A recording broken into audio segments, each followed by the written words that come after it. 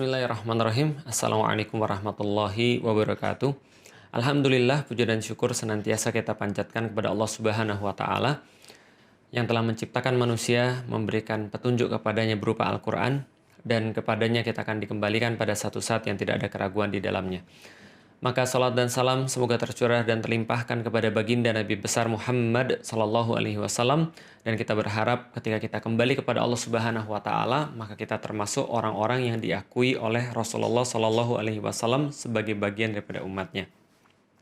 Teman-teman sekalian sudah dirahmati Allah, tentu saja ketika kita dihadirkan, kita disodorkan tentang berita-berita mengenai Baitul Maqdis, tidak sedikit di antara kita yang merasa bingung, merasa kurang referensi, merasa mungkin tidak terlalu banyak informasi tentang kejadian-kejadian yang muncul di Baitul Maqdis. Kenapa bisa muncul? Kok bisa sih kayak gitu, dan mengenai segala sesuatu yang berkaitan dengannya. Nah, karena itulah teman-teman sekalian, saya pikir baik kiranya kalau saya memberikan sebuah sharing tentang apa yang saya ketahui tentang Baitul Maqdis. Karena saya juga sama teman-teman sekalian seperti orang-orang muslim yang pada umumnya, saya berawal daripada orang yang nggak ngerti tentang Baitul Maqdis. Saya nggak tahu tentang apa yang terjadi di sana. Kenapa sih orang-orang itu senantiasa ada krisis kemanusiaan di situ, ada perang di situ, dan ada segala sesuatu yang kayak nggak damai lah. Padahal kalau misalnya kita lihat, itu kan adalah simbol daripada agama-agama yang ada di dunia. Terutama ada 3 agama besar, yaitu adalah Yahudi, Nasrani, dan Islam. Tapi kenapa sih daerah itu tidak kunjung damai dan terus-menerus konflik? Nah, ketika saya nggak ngerti itu, walaupun saya sudah muslim pada saat itu, saya juga punya satu kecenderungan untuk ya tidak ngeh dan tidak aware dan tidak punya keberpihakan mungkin karena saya nggak ngerti apapun. Karena itulah saya coba untuk mencari tahu tentang apa sih yang sebenarnya terjadi di Palestina, apa yang terjadi di Baitul Maqdis, dan termasuk kita akan coba menyampaikan juga term apa sih yang paling tepat untuk membicarakan masalah yang ada di sana. Maka teman-teman sekalian, sebelumnya saya pengen kasih tahu dulu bahwa ini adalah satu materi yang pernah saya buat sekitar tahun 2010, dan materi ini sedikit banyak merangkum apa yang terjadi di daerah Baitul Maqdis. Teman-teman tahu ya bahwa di Palestina yang sekarang teman-teman kenal, itu ada 2 daerah sebenarnya. Yang pertama adalah daerah West Bank atau tepi barat Sungai Yordan, yang itu cenderung lebih aman, dan satu lagi adalah wilayah yang namanya Gaza. Yang teman-teman tahu bahwa Gaza itu sekarang dipimpin oleh yang namanya Hamas, gitu ya. Nah, setelah itu 2 itu sendiri kan adanya di daerah yang namanya Israel, kita tahu.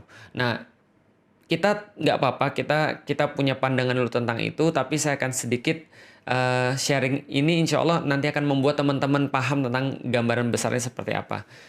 Dan teman-teman juga tahu bahwa Gaza ini kan kayak the world largest prison. Kenapa? Karena Gaza ini sendiri itu kayak satu daerah yang nempel di Mesir. Jadi perbatasan sebelah mana tuh ya? Timur, selatan, barat daya. Jadi barat dayanya itu berbatasan dengan Mesir.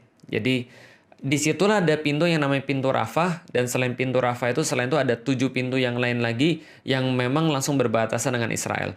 Sementara yang sebelah barat itu dia berbatasan dengan Laut Mediterania. Jadi memang Gaza ini ketutup dari manapun.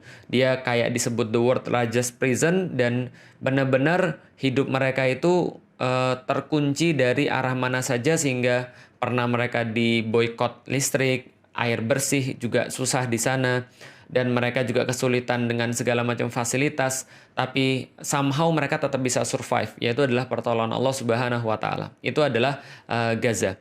Dan Gaza ini sendiri terletak di satu wilayah lagi yang dikenal sama orang-orang disebut dengan Palestina. Jadi Palestina ini apa nanti juga akan kita jelasin. Dan di situ ada satu kota yang sangat penting bagi 3 agama yang disebut dengan bahasa internasional sebagai Yerusalem. Kalau orang-orang muslim mungkin lebih mengenalnya dengan nama Al-Quds gitu ya. Jadi Al-Quds, atau orang-orang yang di internasional menyebut Yerusalem. Daerah ini semuanya, ini adalah daerah memang daerah suci terhadap 3 agama. Pertama, agama Yahudi, mereka menganggapnya ini adalah agama yang suci. Karena kenapa? Karena ini yang disebut dengan tanah terjanji bagi mereka yang mereka ambil daripada kitab-kitab suci mereka. Jadi ini adalah tanah terjanji yang dijanjikan oleh Tuhan kepada orang-orang Yahudi atau Bani Israel. Sedangkan bagi orang-orang Kristen atau orang-orang Nasrani, ini juga menjadi tempat yang suci bagi mereka karena disinilah letak Yesus mengadakan perjamuan terakhir sebelum dikhianati oleh Yudas Iskariot. Itu kepercayaan mereka. Dan disinilah juga ada tempat yang namanya Bukit Golgota yang mereka yakini sebagai tempat penyaliban Yesus Kristus. Walaupun tentu orang Muslim keyakinannya berbeda. Tapi ya kita cuma cerita kenapa sih tempat ini jadi sebuah tempat yang disucikan oleh 3 agama. Yang pertama adalah karena orang-orang Yahudi menganggapnya sebagai tanah terjanji. Yang kedua, orang-orang Kristen atau orang-orang Nasrani menganggap ini adalah sebagai tempat yang merupakan tempat terakhir perjanjian Yesus. Perjamuan terakhir Yesus. Lalu juga tempat disalibnya Yesus Kristus. Sedangkan bagi orang Muslim, kita sudah tahu bahwa tempat ini menjadi kiblat pertama kaum muslim, yaitu adalah Masjidil Aqsa itu sendiri. Maka di dalam Al-Quran Allah mengabadikan semuanya ini, betapa penting kaum muslim ini terhadap daerah yang kita sebut tadi dengan sebuah ayat yang disampaikan oleh Allah dalam surat Al-Isra. Subhanalladzi asra bi abdihi lailam minal masjidil haram ilal masjidil aqsal ladzi barakna haulahu. Jadi Maha Suci Allah yang telah memperjalankan hambanya pada malam hari dari Masjidil Haram kepada Masjidil Aqsa yang telah diberkahi sekelilingnya. Dan Rasulullah sendiri berpesan kepada kaum muslimin, kalau kalian itu jangan bersusah-susah untuk pergi kecuali ke 3 tempat, yaitu adalah Masjidil Haram, Masjid Nabawi, dan Masjidil Aqsa. Dan dalam banyak hadis-hadis yang lainnya, Rasulullah Shallallahu Alaihi Wasallam senantiasa menggarisbawahi pentingnya, indahnya, bagusnya, berartinya Masjidil Aqsa bagi kaum muslimin. Maka ini adalah menjadi sebuah tempat yang sangat penting bagi 3 agama di dunia. Khususnya di satu kompleks yang namanya Kompleks Masjidil Aqsa atau Haikal Sulaiman dalam pandangan orang-orang Yahudi. Jadi gini ceritanya teman-teman sekalian. Nah, ini tentang term ya, tentang sebuah istilah. Kalau kita biasa menyebut Masjidil Aqsa, itu adalah berdasarkan Al-Quran. Subhanalladzi asra bi abdihi lailam minal masjidil haram ilal masjidil aqsa. Jadi Maha Suci Allah yang telah memperjalankan hambanya di malam hari dari Masjidil Haram kepada Masjidil Aqsa. Maka Masjidil Aqsa itu adalah satu tempat yang dinamakan Kompleks Al-Aqsa. Jadi Kompleks Masjidil Aqsa. Kenapa dikatakan kompleks? Karena memang pada saat itu bentuknya bukan kayak sekarang. Jadi bentuknya cuma sebidang tanah, dan sebidang tanah itu disebut dengan Masjidil Aqsa. Dan memang ya salahnya orang Indonesia adalah karena mereka tuh kalau bicara tentang masjid itu harus kayak ada bangunannya, harus ada kubahnya, harus ada bintang dan bulannya. Enggak sih sebenarnya. Ciri-ciri masjid atau syarat-syarat masjid itu sebenarnya cuma 3. Pertama adalah dia punya tempat, jadi satu tempat tertentu. Yang kedua adalah dia punya batas, gitu ya. Jadi batas-batas yang dikatakan masjid, sehingga kalau orang berada di dalamnya berarti berlakulah hukum-hukum masjid. Yang ketiga adalah dia punya kiblat, itu aja sih. Maka sebidang tanah itulah yang disebut dengan Masjidil Aqsa. Bukan seperti yang salah duga oleh beberapa orang-orang pada zaman sekarang. Oh, Masjidil Aqsa itu ya Ustadz ya, yang ada kubah emasnya. Bukan, itu kubah as-sokhra atau kubah batu. Karena Umar bin Khattab ketika pergi ke sana, dia melihat ada satu tempat dan ada batu di sana, dan dia berkata inilah tempat Rasulullah Shallallahu Alaihi Wasallam Mi'raj ke Sidratul Muntaha. Maka dibuatkan kubah di situ, maka dinamakan kubah yang melindungi batu atau kubah yang di bawahnya ada batu. Itu kubah sokhra yang berwarna emas. Sedangkan ada tempat lagi yang di depannya kubah sokhra. Itu ada satu masjid yang kubahnya warnanya abu-abu gitu ya. Itu juga bukan Masjidil Aqsa, tapi namanya adalah Masjid Kibli atau Masjid Kiblat. Dan yang dinamakan Masjidil Aqsa kalau gitu apa? Yang dinamakan Masjidil Aqsa adalah ya satu kota itu, satu kompleks itu yang dinamakan dengan Masjidil Aqsa. Di situ sendiri ada banyak sekali kubah-kubah, ada banyak sekali bangunan-bangunan, ada banyak sekali tempat wudhu dan seterusnya. Maka inilah yang disebut dengan Masjidil Aqsa. Sedangkan orang-orang Yahudi itu menganggap itu adalah Haikal Sulaiman. Dan Haikal Sulaiman ini memang sudah hancur sih. Nanti kita akan jelaskan. Tapi masih ada satu tembok yang tersisa daripada Haikal Sulaiman itu, yang mereka sebut dengan tembok ratapan. Yaitu adalah tembok kira-kira di sebelah barat daripada Masjidil Aqsa, atau sebelah barat daripada kompleks Al-Aqsa ini. Dan memang kompleks Al-Aqsa ini kita sudah tahu adalah kompleks yang sangat ancient, kompleks yang sangat kuno, yang memang disucikan oleh 3 agama. Nah, jadi sekarang teman-teman sudah tahu ya, kenapa sih Masjidil Aqsa itu disucikan oleh 3 agama. Pertama oleh orang-orang Yahudi, yang kedua adalah oleh orang-orang Nasrani, yang ketiga adalah oleh orang-orang Muslim. Nah, sekarang kita coba cerita dulu kok bisa sih orang-orang Yahudi itu masuk ke sana, dan kok bisa sih orang-orang Yahudi itu ya juga keluar dari sana. Pertama-tama teman-teman sekalian tahu bahwa Yahudi itu dulunya dikenal dengan nama Bani Israel.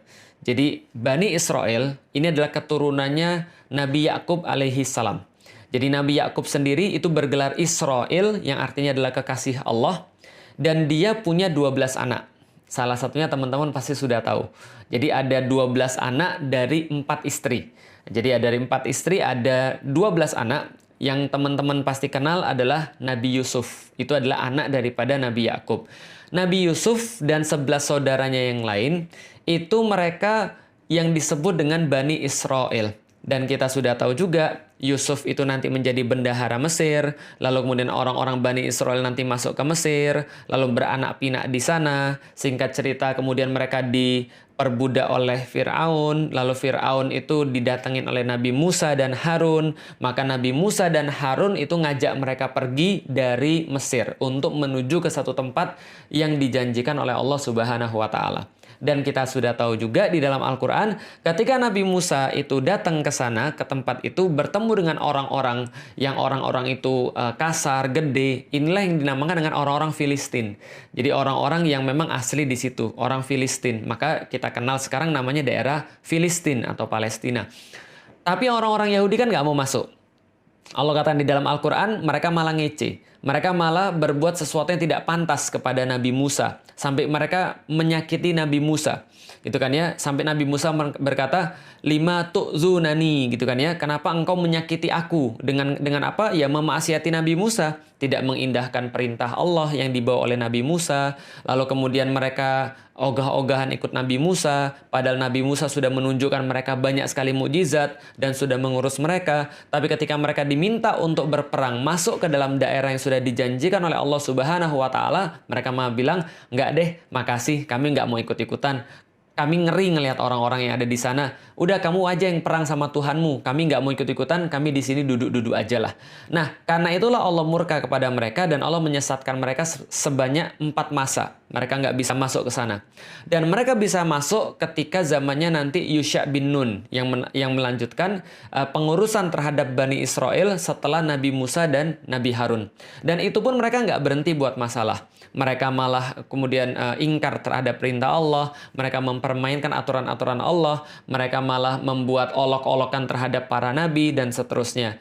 Dan singkat cerita lagi, Yusha bin Nun ini membagi tanah terjanji, tanah Filistin itu menjadi 12 bagian. Yaitu adalah merujuk pada 12 Bani Israel atau 12 anak-anak Nabi Yakub.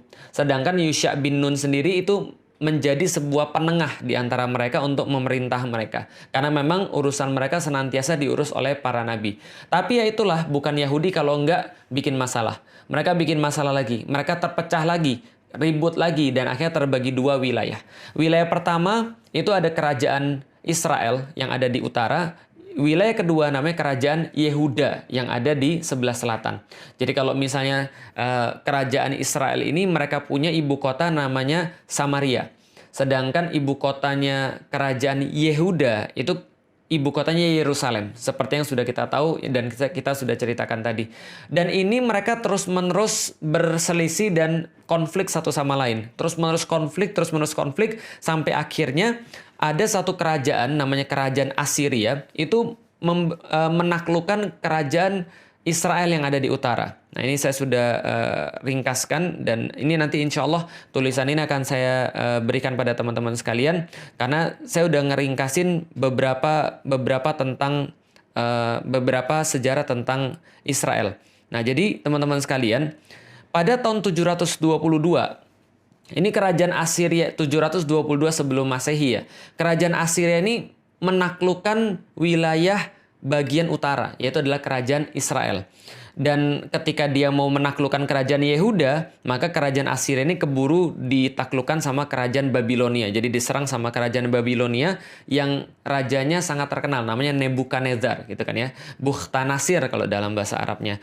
Nah, lalu kemudian Nebukadnezar ini melakukan juga penaklukan terhadap kerajaan Yehuda pada tahun 597. Dan pada tahun berikutnya, 596 sebelum Masehi, maka Haikal Sulaiman itu dihancurkan. Jadi kompleks Masjidil Aqsa itu yang sudah dibuat Haikal sama Nabi Sulaiman itu dihancurkan sama orang-orang Babilonia, Nebukadnezar. Dan setelah itu orang-orang Yahudi itu dibawa ke Babilonia semuanya. Disitulah banyak sekali orang-orang Yahudi yang hilang. Kenapa? Ada yang terbunuh, ada yang dibawa sebagai budak pergi ke Babilonia, dan mereka di sana cukup lama sampai akhirnya kerajaan Babilonia dikalahin oleh kerajaan Persia. Nah, jadi kerajaan Persia pada tahun 539 menyerbu Babilonia, lalu kemudian Raja Cyrus ini mengembalikan orang-orang Yahudi ke daerah mereka dan mempersilahkan mereka untuk membangun kembali Haikal Sulaiman yang diselesaikan pada tahun 516 sebelum Masehi, pada masa pemerintahannya Darius Agung. Nah, jadi ini terus-menerus kemudian dilakukan, tapi nggak berhenti sampai di situ. Orang-orang Yahudi tetap lagi kemudian bikin masalah sampai akhirnya Romawi yang menguasai mereka, dan ketika Romawi menguasai mereka itu, Titus pada tahun 70 Masehi itu meratakan kembali Haikal Sulaiman. Jadi 2 kali Haikal Sulaiman itu hancur, yaitu adalah sebuah kompleks tempat ibadah yang dibangun oleh Nabi Sulaiman. Itu hancur pertama adalah pada tahun 596 sebelum Masehi oleh Nebukadnezar atau oleh Babilonia. Yang kedua oleh Titus pada tahun 70 Masehi. Ini juga diratakan kembali. Jadi ini nggak ada urusan dengan kaum muslimin. Dan kembali lagi setelah ini mereka diusir semua dari tanah terjanji itu. Karena mereka itu bikin selalu masalah, membuat situasi jadi nggak bagus, dan senantiasa melakukan pemberontakan, maka orang-orang Romawi ngusir seluruh orang-orang Yahudi dari tanah terjanji mereka itu. Itulah kedua kalinya mereka diusir. Pertama kalinya mereka dijadiin budak ke Babilonia, yang kedua mereka diusir dari tanah terjanji oleh orang-orang Romawi. Jadi nggak ada urusan dengan orang-orang Muslim. Dan pengusiran kedua inilah teman-teman sekalian yang dikenal dengan nama diaspora. Jadi mereka pergi melanglang buana kemanapun, ke daerah-daerah yang lain gitu kan ya. Sampai mereka punya dendam yang besar terhadap orang-orang Romawi ini. Kenapa? Yang sudah mengusir mereka dari tanah terjanji. Terus-menerus ini kemudian mereka menjalani kehidupan yang sulit. Dan orang Yahudi ini karena punya sifat yang nggak baik. Mereka punya sifat serakah, mereka punya sifat suka ingkar janji, mereka punya sifat pengecut, mereka suka mengolok-olok orang, mereka suka melakukan hal-hal yang nggak bagus gitu ya. Maka mereka ini kemana-mana dapat masalah. Di Jerman dapat masalah, di Austria dapat masalah, lalu kemudian di Eropa tempat-tempat yang lain mereka dapat masalah. Dimanapun mereka tinggal, orang-orang Yahudi ini memang senantiasa eksklusif dan menimbulkan problem. Karena itulah kebanyakan dimanapun itu mereka senantiasa punya problem dengan masyarakat setempat. Nanti list-listnya itu teman-teman bisa cari. List-list problem terhadap orang-orang Yahudi.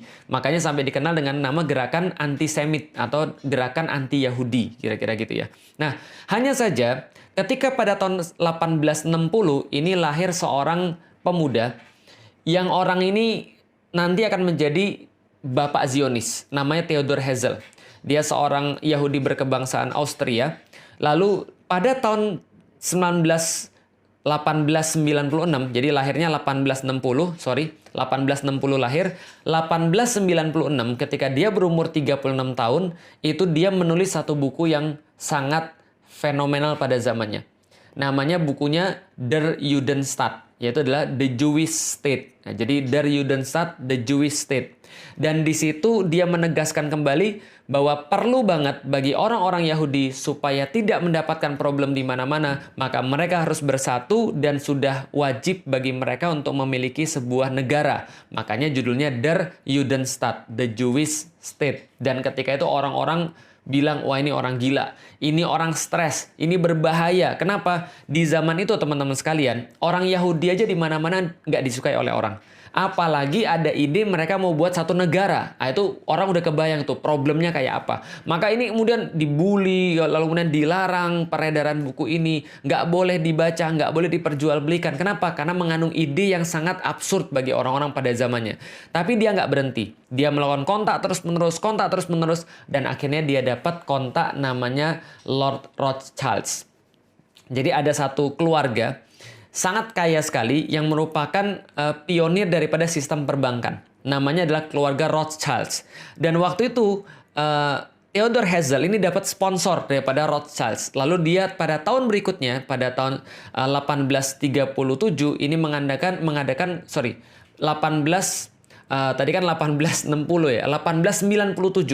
Jadi setahun setelah bukunya keluar 1896, lalu pada tahun 1897 maka diadakanlah sebuah Kongres Zionis pertama di dunia. Apa yang mereka kemudian simpulkan di sana? Kami harus bangun satu negeri untuk orang-orang Yahudi, untuk mewujudkan cita-cita orang-orang zaman dulu bahwa negara Yahudi harus bersatu dan punya satu tempat. Pertanyaannya teman-teman sekalian, kalau ada orang-orang kayak gini yang memang di mana-mana bikin masalah, di mana-mana dibenci sama orang, lalu mereka punya ide dari Judenstaat, gimana kalau kita buat satu negara buat orang Yahudi, the Jewish state. Kalau gitu pertama kali mereka harus cari tanah dong, mereka harus cari tempat dong. Pertanyaannya tempatnya di mana? Jawaban teman-teman betul. Kalau ada orang Yahudi yang mau nyari tempat untuk dijadikan sebuah negara, karena mereka pikir bahwa negara itu adalah sesuatu yang harus mereka punya untuk mewujudkan cita-cita mereka di masa yang lalu, maka pastilah mereka akan cari tanah yang berhubungan dengan sejarah mereka. Maka mereka fix. Ketika Kongres Zionis itu, mereka mengatakan kami mau punya tanah. Yaitu adalah tanah yang dijanjikan oleh Tuhan bagi kami. Ironis memang, mereka disuruh masuk, mereka nggak mau. Mereka sudah masuk, mereka bikin masalah, diusir sekali oleh kerajaan Babilonia di bawah Nebukadnezar, lalu mereka balik lagi, buat lagi Haikal Sulaiman, dihancurin lagi yang kedua oleh Titus Romawi gara-gara kelakuan mereka juga. Lalu kemudian diusir kemana-mana dan mereka nggak bisa balik lagi ke sana untuk melakukan ibadah sesuai dengan keyakinan mereka. Tapi ketika mereka disuruh milih, mereka milih tempat itu lagi. Karena kenapa? Ya karena mereka merasa itu kaitan dengan sejarah mereka. Padahal mereka sudah mengabaikan tempat itu in the first place untuk pertama di awal kalinya, gitu kan ya. Nah ini mereka kemudian mau balik lagi ke tanah terjanji. Mereka bilang balik ke tanah Zion, balik ke tanah terjanji mereka, yaitu adalah tanah yang disebut dengan tanah Palestina. Pertanyaannya, siapa penguasa tanah Palestina pada saat itu? Siapa penguasa tanah Baitul Maqdis pada saat itu? By the way teman-teman sekalian, tadi kita sudah sampaikan soalan istilah. Masjidil Aqsa itu disebut dengan Baitul Maqdis sendiri. Jadi Masjidil Aqsa yang kotak itu adalah Baitul Maqdis sendiri ketika dikatakan oleh Rasulullah Shallallahu Alaihi Wasallam. Kompleks Masjidil Aqsa itu dalam istilah Rasulullah, dalam istilah hadis adalah Baitul Maqdis. Kota Yerusalem sendiri dalam istilah hadis juga disebut dengan Baitul Maqdis. Dan tanah yang terjanji itu atau Ardul Mubarakah atau Ardul Muqaddas atau Ardul Muqaddasah itu adalah juga disebut dengan Baitul Maqdis. Jadi Baitul Maqdis itu ada tiga istilah. Pertama adalah istilah untuk kompleks masjidnya. Yang kedua adalah istilah untuk kota Yerusalemnya. Yang ketiga adalah untuk wilayah yang lebih besar yang dinamakan dengan bumi yang diberkahi atau bumi yang disucikan itu. Nah maka ini yang mereka pengen untuk mereka masuk ke sana. Siapa yang saat itu memiliki Baitul Maqdis atau tanah yang terjanji yang menurut orang Yahudi pengen mereka jadikan sebagai the Jewish state itu, yang memiliki adalah orang Muslim yang pada saat itu bersatu dalam satu kepemimpinan besar yang dinamakan dengan Khilafah Utsmani. Nah, Pemimpin Khilafah Utsmani pada saat itu namanya adalah Abdul Hamid II. Maka datanglah orang-orang Zionis kepada Abdul Hamid II untuk meminta izin. Mereka ingin mendirikan pemukiman untuk orang-orang Yahudi yang akan jadi cikal bakal negara Yahudi. Bagaimana kemudian respon daripada Abdul Hamid? Insya Allah nanti akan kita lanjutkan ceritanya.